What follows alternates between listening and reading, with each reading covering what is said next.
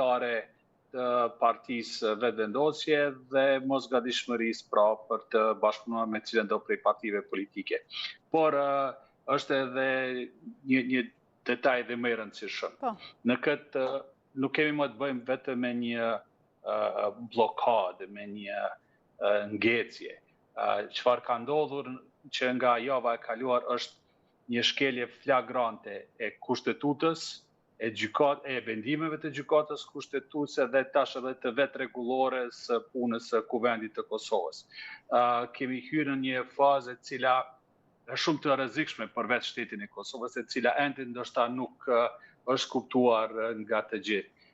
Kemi të bëjmë një fazë kur vendi nuk ka kuvend me legitimitet plot, sepse seanca konstituive e kuvendit nuk ka mbaruar.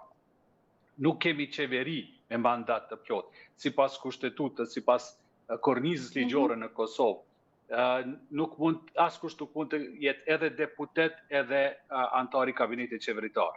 Pra të gjithë antarët e kabinetit qeveritar sot, duke u nisur nga kryeministri Kurti dhe ministrat e tij, pasi që kanë dhënë betimin si deputet Kuvend të Kosovës, nuk mund ta mbajnë postin e ministrit ose kryeministrit.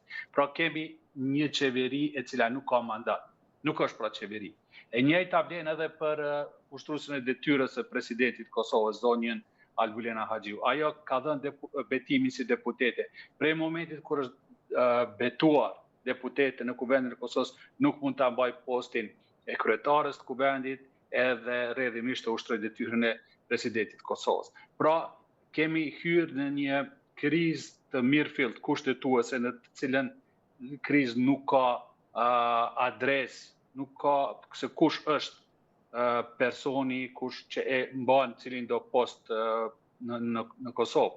Pra është një rrethon e pa precedent, e rrezikshme për demokracinë në Kosovë, edhe ky është shqetësimi kryesor i PDK-s, por dhe i partive tjera opozitare. Dhe deputetët e PDK-s kërkojnë që nesër të mbahet seanca në orën 11. Esakt, kanë kërkuar nga kryesuesi i seancës konstituive, edhe një detaj këtu. Seanca e parë, seanca konstituive, e datës 6, nga kryesia paraprake.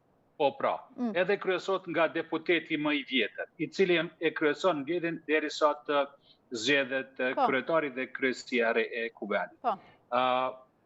Nuk ka asnjë rol tjetër, është një rol pothuajse ceremonial.